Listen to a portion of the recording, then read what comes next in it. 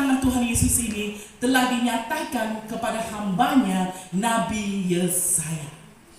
Jadi dengan lantang Yesus berdiri di tengah umat Tuhan pada saat itu, di tengah-tengah orang-orang alim ulama, orang ahli Taurat, orang Farisi, orang Saduki, orang-orang yang megang agama. Jadi setelah Yesus mengatakan ayat ini, dia berkata, telah genaplah apa yang dikatakan oleh nas ini. Jadi saudara, pada malam hari ini saya ingin mengangkat tema dari ayat 19. Kita akan masuk satu persatu, kita akan ekspos semua apa yang terjadi di dalam ayat ini dan apa maksud kata-kata Tuhan Yesus di dalam ayat ini. Oke, kita lihat.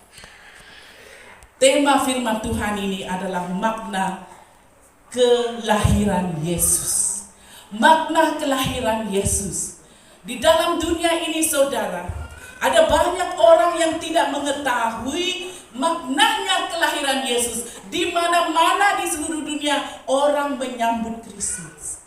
Ada yang menyambutnya dengan berdisko di nightclub, ada yang menyambutnya dengan minum mabuk, ada yang menyambutnya dengan masuk ke hotel-hotel dengan lelaki dan perempuan, ada yang menyambutnya dengan berpesta pora, bukan untuk memuliakan Tuhan, melainkan untuk memenuhi apa yang mereka inginkan dari hidup ini. Itu adalah manusia. Bahkan ada juga orang-orang Kristen yang tidak mengetahui apa maknanya kedatangan Tuhan Yesus, ataupun apa maknanya kelahiran Tuhan Yesus. Ya, Natal, Christmas, ambil baju baru, ya, ambil kasut baru, ambil make up baru dan sebagainya. Tapi makna kelahiran Yesus ini tidak pernah terlintas, tidak pernah difikirkan oleh orang yang menyambut Christmas. Nah, pada malam hari ini saya ingin berbicara apa makna atau arti kelahiran Yesus itu bagi saya dan saudara, bagi Anda semua, bagi keluarga Anda, bagi pribadi Anda sendiri, supaya kita tahu apa kelahiran Yesus itu. Christmas itu, what is Christmas? What is mean for you? Ya, oke. Pertama, di dalam ayat yang tadi mengatakan, di dalam ayat 19, untuk memberitakan, ya, untuk menyampaikan kabar baik kepada orang-orang miskin. Ini yang pertama. Orang miskin dititik beratkan di dalam perkataan Tuhan Yesus. Baik miskin secara rohani, baik miskin secara badani, ya. Kalau kita ingat kembali kepada masa-masa silam, orang-orang tua kita, mereka perempuannya mereka ambil kayu wood. Jadi perempuan yang ambil, ya, perempuan yang ambil. Jadi sangat miskin, kekurangan garam dan sebagainya. Saya dengar orang Klaten tidak kekurangan garam, mereka pintar, mereka buat garam. Orang kami, dia orang rela datang dari Indonesia untuk masuk ke Malaysia, mereka bilang itu peselai. Peselai artinya pergi bekerja dengan orang Cina untuk dapat garam, begitu. Nah, itu kemiskinan dulu. Hanya ada satu baju saja, ataupun baju mereka dibuat daripada kulit binatang, kulit kayu, ya, tahu kan? Jadi anak-anak harus menyadari bagaimana apa artinya kelahiran Yesus Kristus ini ke dalam dunia ini, ialah untuk memberitakan kabar baik kepada orang-orang miskin. Baik miskin secara rohani, baik miskin secara jasmani. Jadi setelah kami menerima Tuhan sebagai Tuhan dan Juru Selamat, Tuhan memberkati bangsa kami dengan berkelimpahan. Tuhan memberkati orang Kelapit juga. Boleh katakan, kalau kamu orang Kelabit tahu siapa Anda sebenarnya. Anda adalah very intelligent man in the world. You are number 4, you know. You have to be proud of you. Ya, betul. Jewish people is the number 1, orang Israel. Nah, orang Kelabit termasuk yang nomor 4. Itu semua orang-orang di dunia ini di bawah kamu. Nah, itu luar biasa. Ini karena apa? Ini ada karena Tuhan Yesus telah lahir bagimu, bagi keluarga Anda, bagi diri Anda sendiri. Nah, anak-anak muda pada hari ini, apa yang menyebabkan kemiskinan di dalam hidup kita? Apa yang menyebabkan? Ada sebuah keluarga, suaminya bekerja di offshore. Dia bekerja di offshore, tetapi istrinya di rumah memakan ikan busuk dan bubur saja. Sedangkan dia mendapat gaji begitu banyak. Dia mendapat gaji puluhan ribu. Di mana semua gajinya pergi? Ya, dia menjadi miskin oleh karena apa? Hari-hari dia pergi pub. Dia pergi perempuan-perempuan yang nakal di pub-pub sana, di hotel-hotel. Istri dan anak-anaknya terbiar. Istri dan anak-anaknya memakai pakaian bandel dan bekas orang lain. Ini kemiskinan yang terjadi pada abad ini kepada orang-orang yang tidak mengasihi Tuhan. Sedangkan Tuhan telah membuka jalan untuk umatnya agar mereka dapat menikmati kelimpahan. Seperti apa yang telah kita dengar khotbah kemarin, Yesus memberi kelimpahan. Tapi untuk orang-orang yang tidak tahu makna Natal dalam hidup mereka pribadi, mereka akan terus miskin, mereka akan terus melarat, keluarganya jatuh bankrupt. Nah, saudara, perhatikan keadaanmu hari ini. Apakah keluarga Anda bahagia?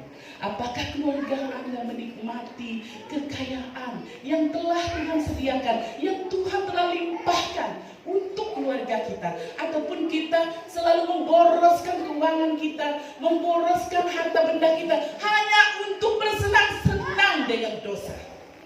Banyak keluarga-keluarga Kristen yang hancur hari ini oleh karena mereka tidak memelihara berkat yang telah Tuhan berikan. Sedangkan Yesus berkata di sini, aku datang untuk menyampaikan berita baik kepada orang-orang miskin. Miskin itu apa tadi? Miskin secara tubuh, tak ada pakaian, tak ada benda yang dimakan. Ya, miskin secara rohani, tidak mengenal Tuhan, jauh sekali dari Tuhan. Nah, Yesus datang mendekati kita supaya dia melimpahkan kekayaannya itu kepada kita, saudara. Nah, kita maju ke nomor 2. Nomor 2, untuk memberitakan pembebasan kepada orang-orang tawanan.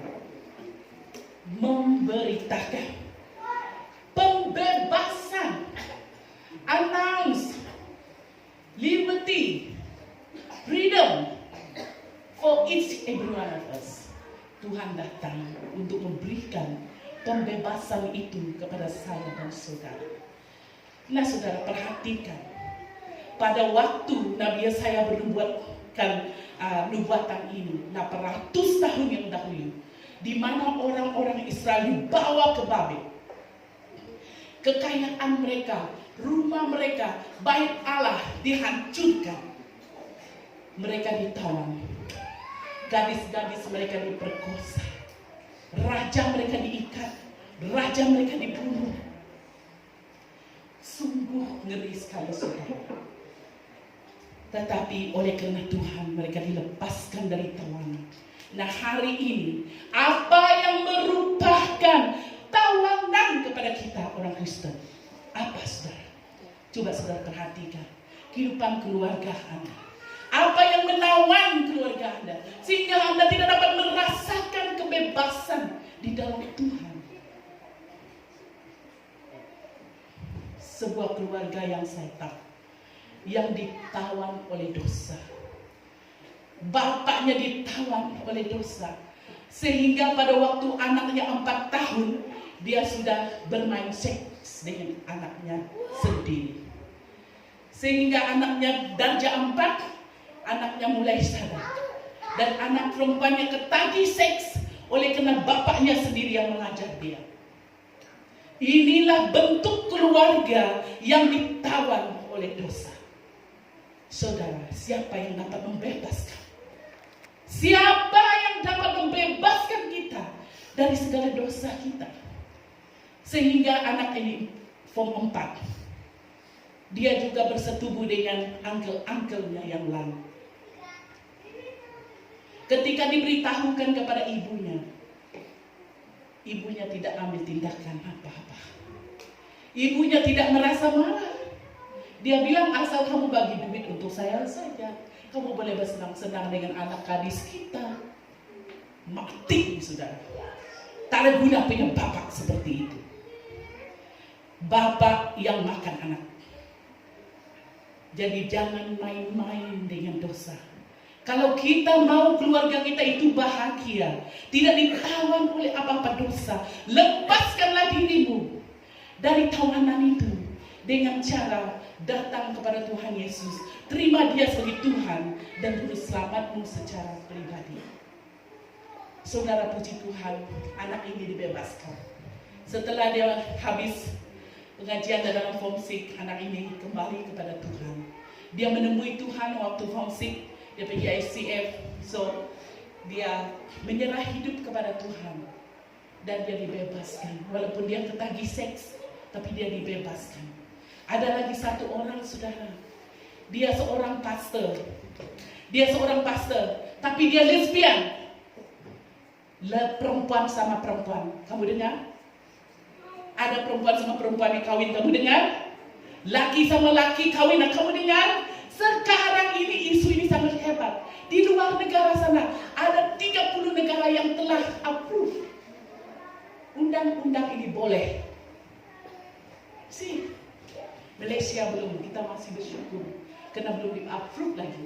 Kalau di-approve, saya percaya banyak orang yang sudah kawin. Perempuan sama perempuan, laki sama laki, sangat jijik. Tapi bagi mereka tidak jijik, itu yang best. Dari pandangan Alkitab, perspektif Alkitab, itu adalah dosa yang sangat jahat di mata Tuhan. Kalau kita ingat dosa Sodom dan Gomora, kenapa Tuhan membinasakan Sodom dan Gomora? Dari api dari langit, oleh karena dosa lesbian, homoseksual. Terjadi baik dalam keluarga hamba Tuhan. Saya mendapat testimoni karena saya belajar counseling in sexuality and so on, supaya boleh menolong orang-orang yang terlibat. Jadi guru saya ini, lecturer saya, dan seorang profesor, doktor dalam hal counseling. Jadi dia menolong banyak orang. Di mana dulunya dia ditawan oleh dosa seks. Dia bermain dengan perempuan sendiri. Dia adalah seorang pastor. Heran kan? Dia mengajar. Dia berkhotbah tentang kesucian, tentang Yesus. Dirinya sendiri diikat oleh masturbasi dan melakukan hubungan sesama jenis, walaupun dia seorang pastor. Tiba satu saat di mana perempuan yang dia cintai ini meninggalkan dia, saudara. Dia tinggalkan dia mau bunuh diri. Namun Tuhan tidak berhenti sampai di situ. Dia masuk ke kereta dan dia mau on itu kereta, seluruh tubuhnya lunglai. Tidak dapat bikin apa-apa. Jadi dia lemah seluruh badan dan dia pingsan. Dia tidak jadi bunuh diri. Tuhan menangkap dia kembali. Katanya, saya dulu hidup dalam dua dunia. Dunia terang dan dunia gelap. Banyak orang Kristen seperti itu, saudara. Mereka hidup dalam dua dunia. Mereka hidup dalam dua muka. Di luar, mereka sudah menjadi sangat gelap. Di gereja, wow, haleluyanya bukan main. Kalau dia lompat, mau sampai ke sini, kalau dia memimpin pujian. Tapi di luar sana, dia terlibat dalam homoseksual, lesbian, LGBT, dan sebagainya. Nah, adakah ini Anda? Adakah ini Anda? Yesus berkata, aku datang untuk memberitakan pembebasan. Hanya Yesus yang dapat membebaskan Anda. Kalau Anda masih hidup di dalam dosa seperti itu, Anda tidak tahu hari esok. Tuhan Yesus datang, tidak diberitahu tanggal dan bila waktunya. Kalau kita masih hidup di dalam dosa, apa yang akan terjadi, saudara? Kita akan terus pergi ke neraka. Nah, perhatikan. Seterusnya, yang nomor 3. Penglihatan kepada orang-orang buta. Buta berbicara tentang kegelapan. Kalau kita buta tutup mata sekejap, tidak ada apa-apa yang dapat kita lihat.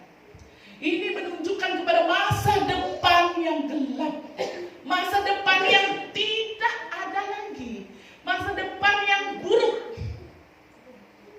Anak-anak muda yang terlibat di dalam dadah, minum mabuk, ketagih minuman mabuk, tidak ada yang dapat melepaskan mereka. Tapi saya ingin katakan kepada saudara malam ini, Yesus datang memberi penglihatan kepada orang-orang buta, baik secara jasmani maupun rohani. Tuhan Yesus datang untuk Anda. Jikalau di dalam keluarga Anda itu buta akan kasih, buta akan pengampunan, penuh dengan kebencian, penuh dengan dendam. Nah saudara, apakah kita mau menyerahkan dan datang kepada Tuhan supaya Dia menjamah mata kita, supaya kita boleh melihat, supaya kita boleh melihat terang Tuhan di dalam kehidupan kita? Kegelapan apa yang menutupi mata Anda sehingga Anda tidak dapat melihat Yesus? Kegelapan apa yang menggelapkan seluruh hidup Anda, yang menggelapkan hati Anda? Anda sendiri tahu itu. Saudara, Yesus datang bagi Anda. Yesus datang memberi jawaban. Yesus datang memberi terang. Yesus datang untuk mencelikkan mata Anda yang buta agar dapat melihat kebenarannya Tuhan Yesus. Ada banyak orang-orang yang dulunya hidup dalam kegelapan. Seorang anak yang dulunya dari 12 tahun telah melakukan hubungan seksual. Dan dia hidup dengan banyak lelaki. Dia menari di nightclub. Dia menari bogel. Bogel artinya apa? Telanjang. Tak ada seutas kain pun. Dia bertukar-tukar pasangan. Namun pada saat Yesus datang menjamah dia, anak perempuan ini dibebaskan dan menjadi hamba Tuhan yang luar biasa, dipakai oleh Tuhan menjadi seorang penginjil yang luar biasa. Nah saudara, Yesus datang untuk melepaskan kita, membawa kita kepada terangnya yang ajaib. Yang keempat, Yesus datang untuk membebaskan orang yang tertindas. Tertindas artinya di sini sehingga Anda ditekan begitu dan tidak dapat berbuat apa-apa. Jadi banyak orang Kristen yang masih ditindas oleh iblis, ditindas oleh ketakutan, sehingga mereka masih mencari-cari Tuhan lain, supaya mereka menjadi berani. Ada yang mengambil data, supaya mereka menjadi berani, supaya tidak kena ubat-ubat dari orang, mereka pun beli ubat-ubat juga. Okultisme, kuasa kegelapan, itu yang mereka ambil supaya tempat mereka bersandar, supaya bagaimana-mana tidak diganggu oleh siapa-siapa. Ya, orang Kristen seperti ini bukan orang Kristen. Orang Kristen seperti ini adalah orang Kristen yang di dalam genggaman iblis. Iblis yang menindas mereka sehingga mereka hidup dalam ketakutan. Ketakutan akan kematian, ketakutan kepada orang, ketakutan kepada kuasa gelap. Orang Kristen seperti ini boleh bersaksi untuk Tuhan. Orang Kristen seperti ini boleh memberitakan Injil? Tidak dapat, saudara. Tidak dapat. Karena dia belum bercantum dengan Tuhan. Dia belum ada connection dengan Tuhan. Dia masih hidup jauh dari Tuhan. Nah saudara, Yesus datang untuk melepaskan kita dari kuasa iblis. Dari ketakutan. Dari ketakutan. Ada seorang anak yang bermain piano di gereja. Tetapi dia selalu mendengar suara yang mengatakan, tidak lama lagi kamu akan mati dalam usiamu seperti ini. kamu akan mati dalam usiamu yang ke-25 tahun. Itu yang dia dengar. Dia pikir itu adalah dari Roh Kudus. Dia pikir itu adalah suara dari Roh Kudus yang memberitahu dia akan mati dalam umur dia 25 years old. So, dia dihantui ketakutan. Waktu dia bermain pun di gereja, suara itu terngiang-ngiang di dalam telinganya. Dan waktu dia tidur malam, kalau suara itu sudah ada, dia tidak dapat tidur lagi. Nah, saudara, pada saat dia datang kepada Yesus, dia membaca firman Tuhan. Firman Tuhan yang mengatakan, aku memberikan kepada masa depan yang penuh gilang gemilang. Ada dalam Jeremia kan ayat itu. Waktu dia mengimani firman Tuhan ini, dia dilepaskan dan ditindas oleh ketakutan di dalam pikiran dan hatinya. Sehingga dia menjadi orang yang bebas. Dia tidak mati dalam 25 tahun. Dia masih ada. Dia masih hidup. Jadi jangan dengar bisikan iblis di dalam hati kita yang menakut-nakuti kita dan takut hantu. Tidak dapat lalu kubur waktu malam. Orang Kristen tidak seharusnya takut. Orang Kristen adalah orang yang berani. Karena firman Tuhan mengatakan roh yang di dalam kamu lebih besar dari apa yang ada di dalam dunia ini. Nah, waktu saya menjadi seorang pastor, saya pastor sangat muda. Saya masuk sekolah Injil waktu saya 14 tahun. Jadi waktu saya menjadi pastor, saya masih belasan tahun. Nah, saya berjumpa dengan suami saya ini.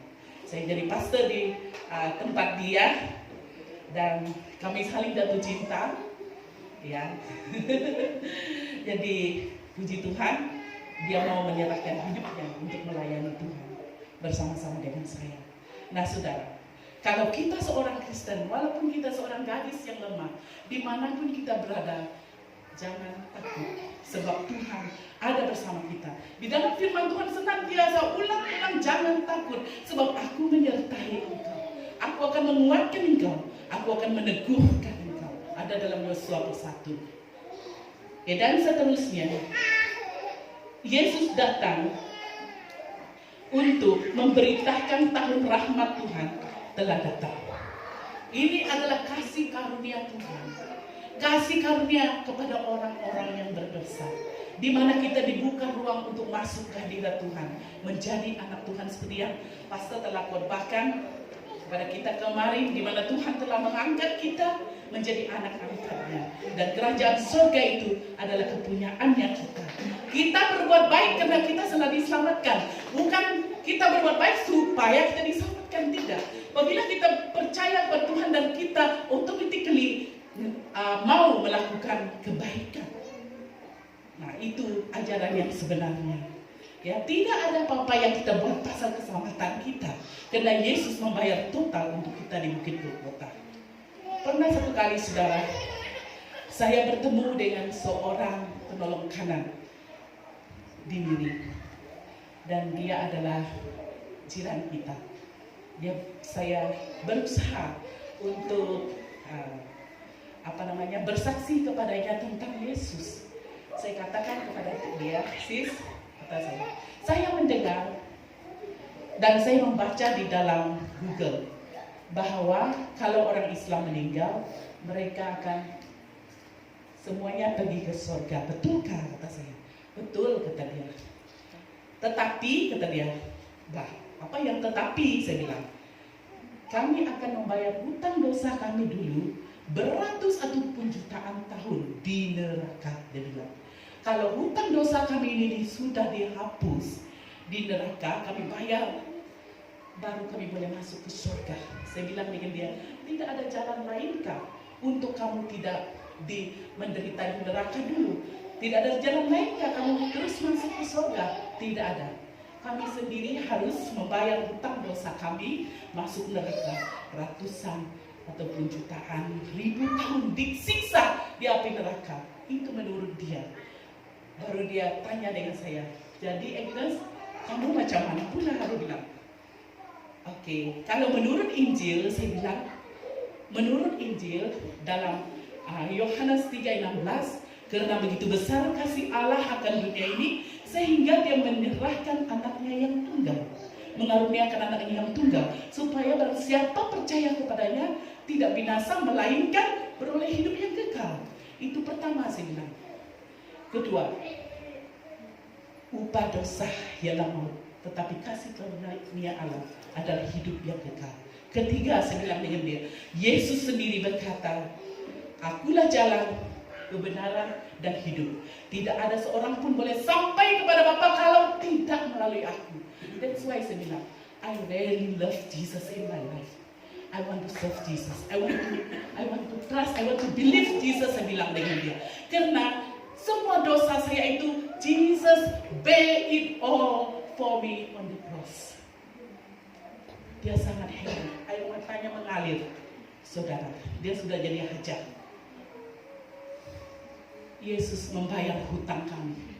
Kami tidak payah masuk neraka ribuan tahun seperti yang Sis katakan, saya bilang. Karena Yesus sudah menanggung semuanya di salib buat kami. Segala dosa kami dari kami dilahirkan sampai kami mati, Yesus menanggungnya di salib bagi kami. Yang harus kami lakukan hanya percaya, menyerah diri kepada Dia dan bertobat dari segala dosa kami. Dia terdiam 1000 bahasa dan saya lihat hanya air matanya yang mengalir. Saudara, inilah keajaiban Tuhan Yesus yang kita percaya ini. Inilah keajaiban Injil yang harus kita beritakan kepada dunia ini. Bahwa Yesus datang untuk memberitakan kabar rahmat Tuhan, di mana Dia membebaskan kita, di mana Dia memberkati kita dengan luar biasa dalam hidup ini, memberi kebebasan, memberi sukacita di dalam keluarga kita bahkan secara pribadi. Nah, saudara, kalau hari ini saudara mendengar firman Tuhan ini, kalau hari ini saudara merasa Anda sangat miskin secara rohani dan haus akan Tuhan, datanglah kepada Dia. Jikalau hari ini Anda merasa Anda masih ditindas, Anda masih ditawan, ada banyak yang menawan Anda sehingga Anda tidak dapat bebas, ya mungkin ini yang menawan Anda, tidak dapat lepaskan ini. Kalau tidak ada ini, tidak dapat hidup.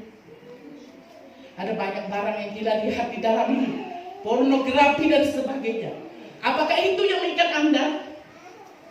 Bapak-bapak, ibu-ibu, para pemuda-mudi yang ada di sini, kalau masih ada dosa yang masih mengikat Anda, masih menawan Anda adalah tawanan iblis. Karena itu Yesus datang untuk membebaskan Anda. Mari kita berdoa, kita berdiri semua. Saya minta supaya seluruh jemaat Tuhan pejamkan mata. Saya ingin menyanyikan sebuah nyanyian. Saya mau supaya bangkat kita untuk saya minta khotbah kita yang kita dulu. Ini adalah merupakan satu doa untuk kita semua. Jikalau Anda perlukan Tuhan dalam hidup Anda, saya percaya nyanyian ini juga adalah nyanyian yang keluar dari isi hati Anda kepada Tuhan. Saudara, berapa lama lagi saudara masih tergapai-gapai? Berapa lama lagi saudara masih tidak ada tujuan untuk hidup?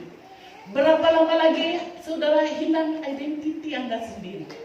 Datang kepada Yesus bahwa Dia memberikan identiti yang baru bagi Anda. Yang rusak Dia betulkan, yang remuk Dia bentukkan kembali, yang gelap menjadi terang di dalam tangan Tuhan.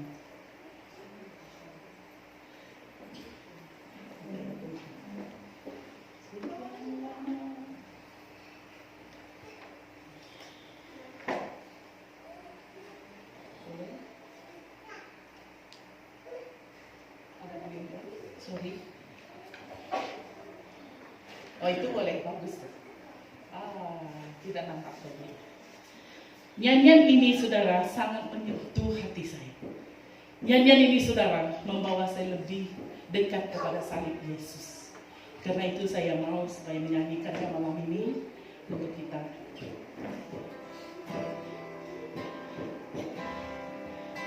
Oh,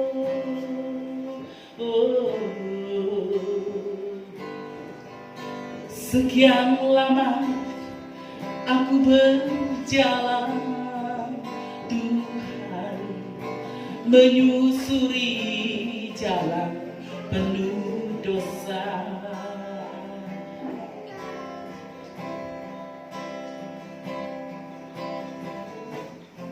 Hingga ku lupakan Engkau, Tuhan, yang begitu besar mengasihiku. Hingga ku lupakan Engkau, Yesus, yang begitu besar mengasihiku.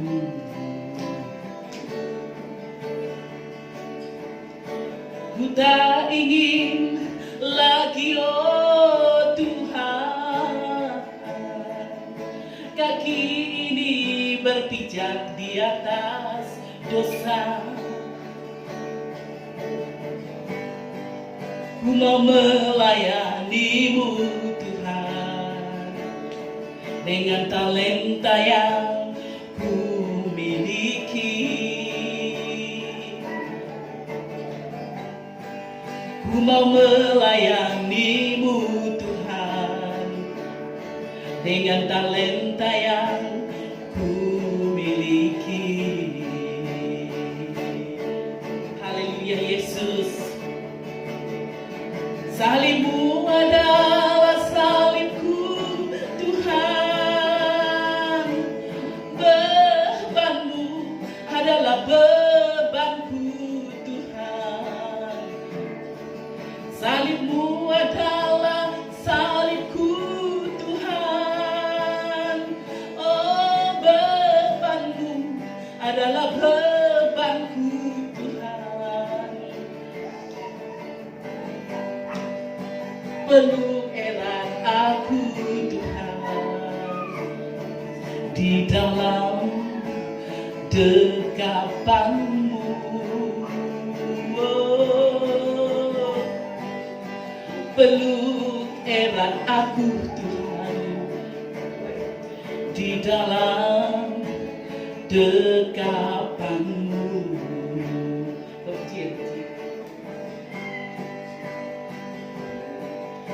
Ku tak ingin lagi, oh Tuhan, kaki ini berpijak di atas dosa. Ku mau melayani-Mu, Tuhan, dengan talenta yang ku miliki. Ku mau melayani-Mu, Yesus, dengan talenta yang ku miliki. Katakan bersama, salib-Mu adalah salibku, Tuhan. Salib-Mu adalah salibku, Tuhan. Beban-Mu adalah bebanku. Beban-Mu adalah bebanku, Tuhan. Salib-Mu, salib-Mu adalah salibku, Tuhan. Beban-Mu adalah bebanku, Tuhan. Peluk erat diriku, Tuhan. Peluk erat aku, Tuhan, di dalam dekapan-Mu. Peluk erat aku, Tuhan. Peluk erat aku, Tuhan, di dalam dekapan-Mu. Ya Tuhan, inilah kerinduan hati kami malam ini, Tuhan. Kami mau menyerahkan hidup ini kepada-Mu. Telah sekian lama kami mengikuti kehendak hati kami, keinginan hati kami, hidup kami yang penuh dosa, penuh hawa nafsu, penuh kegelapan, ya Tuhan. Kami mau menyerahkan hidup ini kepada-Mu. Kami mau pakaikan tubuh badan kami ini untuk kemuliaan-Mu. Talenta yang ada pada kami mau melayani Engkau. Terima kasih, Yesus. Kami serahkan hidup ini hanya kepada-Mu. Di dalam nama Tuhan Yesus kami berdoa. Amin. Dipersilakan duduk, Tuhan Yesus memberkati.